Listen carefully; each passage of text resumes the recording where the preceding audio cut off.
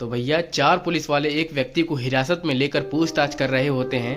तभी उस व्यक्ति ने ऐसा जवाब दिया कि चारों पुलिस वाले खड़े होकर बाहर भाग गए। 2 पुलिस वाले को उल्टी आ गई तो 2 पुलिस वाले को मिचली आ गई। 2 गाड़ी पुलिस भरकर और आई। अब कमरे में 10 पुलिस वाले थे और आरोपी का हाथ बांधकर उससे पूछताछ करना शुरू करते हैं। मर्डर मिस्ट्री सीरीज की 11वीं कहानी नोएडा के निठारी गाँव से है, जहाँ एक कोठी में 19 साल के बच्चे का बेरहमी से कत्ल करके फिर रेप किया जाता है और फिर उनके शरीर के हिस्से को काट कर खाया भी जाता है। आइए आज के इस वीडियो में हम पूरी कहानी बताते हैं। निठारी हत्याकांड की पूरी कहानी आज के इस वीडियो में हम जानने वाले हैं, जिसको सुनकर आपके रूह कांप जाएंगी और आपके होश उड़ जाएंगे। इस वीडियो को दिल थाम के देखना और चैनल पर नए हो या पुराने मुझे नहीं पता, प्लीज छोटे भाई को सपोर्ट करने के लिए चैनल को सब्सक्राइब कर बेल आइकन प्रेस कर देना। नोएडा के सेक्टर 31 में एक छोटा सा गाँव है। गाँव का नाम निठारी है।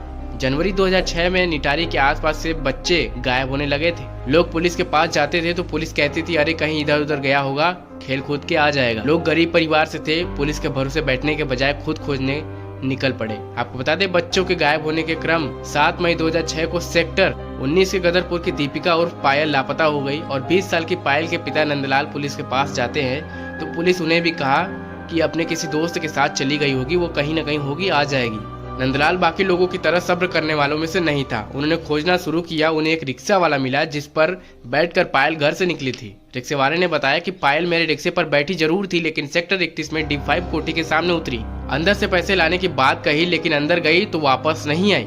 मैंने दरवाजा खटखटाया तो एक व्यक्ति निकला और कहा वो तो यहाँ से चली गई। बता दें आपको कि नंदलाल ने D5 कोठी के मालिक मनोंदर सिंह पड़ेर पर FIR करना चाहा, लेकिन पुलिस ने दर्ज नहीं किया क्योंकि मनोंदर सिंह पड़ेर करोड़पति था। पुलिस में इसकी पहचान थी और विदेशों में आना जाना था। नंदलाल एक वकील करते हैं और सेशन कोर्ट में पहुंच जाते हैं। कोर्ट ने मनोंदर सिंह पड़ेर के खिलाफ FIR दर्ज करने का आदेश दिया। अब मनोंदर सिंह को यह बुरा लगा कि उसने FIR रद्द करवाने के लिए इलाहाबाद कोर्ट में याचिका दायर की। आपको बता दें, उसने कहा कि बच्चा चोरी जैसे बातें अफवाह है। कोर्ट ने दलील खारिज करते हुए FIR दर्ज करने का आदेश दिया। कोर्ट के आदेश के बाद पुलिस ने FIR दर्ज कर ली। अक्टूबर 2006 में D5 कोठी की जाँच करने पहुंची। सब कुछ देखा लेकिन कुछ क्लू हासिल नहीं हो सका। जिसके बाद आपको बता दें, लेकिन दिसंबर 2006 में कुछ ऐसा हुआ कि देश आज भी नहीं भूल पाया। जी हाँ, आपको बता दें, मनोंदर सिंह परेड पंजाब का था। उसने साल 2000 में एक नोएडा में कोठी ली थी। शुरुआत के दिनों में वो अपनी पत्नी और बेटों के साथ यहाँ पे रहता था, लेकिन साल 2003 तक दोनों पंजाब शिफ्ट हो जाते हैं। मनोंदर सिंह बहुत ही कम आता जाता था यहाँ पे, इसलिए उसने अपने दोस्त से किसी नौकर के बारे में पूछा और दोस्त ने बताया कि एक सुरेंद्र कोहली नाम का आदमी है। सुरेंद्र उत्तराखंड के अल्मोड़ा से था। शादी भी हो चुकी थी और 2 बच्चे भी थे। खाना बहुत ही बढ़िया बनाता था, इसलिए मोनिंदर सिंह को यह पसंद आ गया। उन्होंने 2003 में उसे रख लिया काम पर। बता दें आपको कि मोनिंदर सिंह कभी कभी D5 आता था। जब आता था तो वह रात भर के लिए कॉल गर्ल बुलाता था। उन लड़कियों के साथ जब वो कमरे में होता था तो नौकर सुरेंद्र कोहली खिड़कियों के छोटे मोटे हिस्सों से अंदर देखने की कोशिश करता था। एक बार पड़ेर ने दिल्ली के कई दलालों को फोन मिलाया, लेकिन कोई लड़की नहीं मिली। तब उसने पहली बार सुरेंद्र कोहली से लड़की का इंतजाम करने को कहा और सुरेंद्र कहीं से लड़की लेकर आ गया। बता दें कि सुबह जब पड़ेर चला गया तो कोहली ने लड़की के साथ सेक्स करना चाहा, लेकिन लड़की हंसते हुए कही कि तुमसे नहीं हो पाएगा। इस बात को कोहली ने इतना गुस्से में लिया कि उसने लड़की का गला दबाकर हत्या ही कर दिया। अब क्या आपको बता दें हत्या के बाद उसने क्या किया, ये कहानी आगे के हिस्सों में बताते हैं। तो मैं बता दूं कि ये कोहली की पहली हत्या थी। नंदलाल अपनी बच्ची के लिए लगातार संघर्ष कर रहे थे। जिन और लोगों के बच्चे गायब थे वह भी नंदलाल के साथ आ गए और इलाके में जिनसे भी लापता बच्चों के बारे में पूछा जाता था तो सभी यही कहते थे कि आखिरी बार D5 के सामने ही देखा गया था। एक व्यक्ति की नजर पंडेर की कोठी के ठीक पीछे नाले में फेंकी गई पॉलिथीनों पर गई। उसने डंडे के जरिए उसे बाहर निकाला तो सन्न रह गया क्योंकि उसमें बच्चों के पैर और हाथ के टुकड़े फेंके गए थे। इसकी सूचना मिलते ही बड़ी संख्या में पुलिस मौके पर पहुंची और 29 दिसंबर 2006 में पुलिस ने नाले से करीब 19 कंकाल निकाले थे। बता दें कि सभी में बच्चों और लड़कियों की हड्डियां और कुछ मांस के टुकड़े थे और पुलिस के सभी बड़े अधिकारी मौके पर ही पहुंचे। मनोंदर सिंह पड़ेर और सुरेंद्र कोहली को उसी दिन गिरफ्तार कर लिया गया।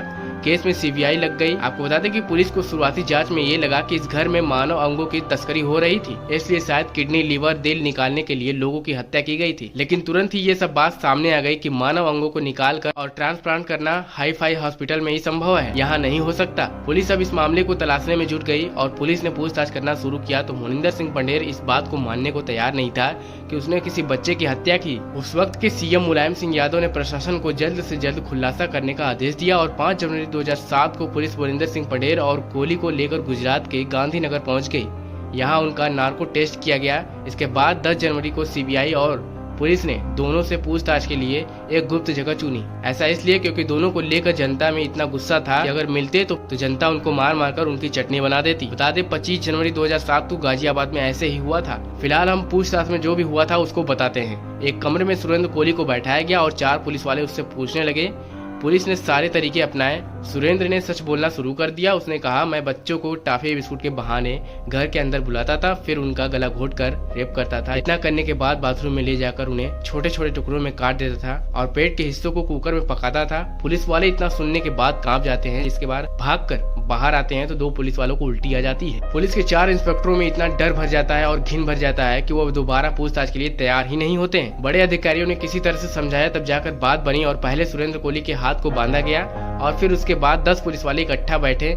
तब जाकर आगे की पूछताछ कार्रवाई शुरू हुई और कोहली ने पहले ही हत्या के बारे में बताया। जब पंडित चले गए तो मैंने लड़की को कहा कि मैं भी पैसा दूंगा, तुम मेरे साथ हम बिस्तर हो जाओ। तब लड़की ने मना करते हुए कहा कि तुमसे नहीं हो पाएगा।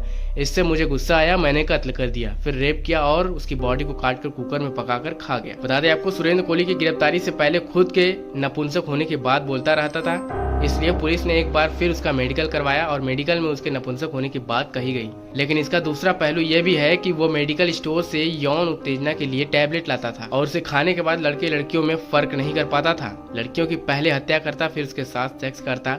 अब सवाल ये है कि अगर वो नपुंसक था तो रेप की धारा क्यों लगाई गई। डॉक्टर ने कोहली को लेकर एक रिपोर्ट जारी किया। उसमें बताया कि सुरेंद्र कोहली नार्कोफिलिया बीमारी से ग्रसित था। कोहली को रेप के दौरान लड़कियों के विरोध का डर था, इसलिए वह पहले हत्या करता, फिर उसके बाद उसके साथ सेक्स करता। इसके बाद उसकी हत्या कर कुकर में पकाकर खा जाता था। नपुंसकता को लेकर एक सवाल यह भी है कि अगर वह ऐसा था तो उसने शादी क्यों की और फिर उसके 2 बच्चे कैसे हुए। पुलिस ने मनविंदर सिंह पटेल और सुरेंद्र कोहली के खिलाफ कुल 17 मामले दर्ज किए और पैकेट में मिले मांस के टुकड़े और हड्डियों के जरिए 7 फरवरी 2007 को पिंकी नाम की लड़की की पहचान कर ली गई और 8 फरवरी को दोनों ही आरोपियों को 14 दिन की सीबीआई कस्टडी में भेज दिया गया। बता दें आपको, 13 फरवरी 2009 में स्पेशल कोर्ट ने रिम्पा हल्दर मर्डर के मामले में सुरेंद्र कोहली और मनविंदर सिंह पटेल को फांसी की सजा सुनाई और 11 सितंबर 2009 को इलाहाबाद कोर्ट ने एक मामले में पंडेर को तो बरी कर दिया, लेकिन सुरेंद्र कोहली को फांसी की सजा सुना दी गई, जिसके बाद सुरेंद्र कोहली को 8 सितंबर की सुबह मेरठ की जेल में फांसी दे दिया जाता है। तो दोस्तों, निथारी हत्याकांड की खतरनाक कहानी यहीं पे अंत होता है और सभी दोषियों को सजा मिल जाता है आखिरकार।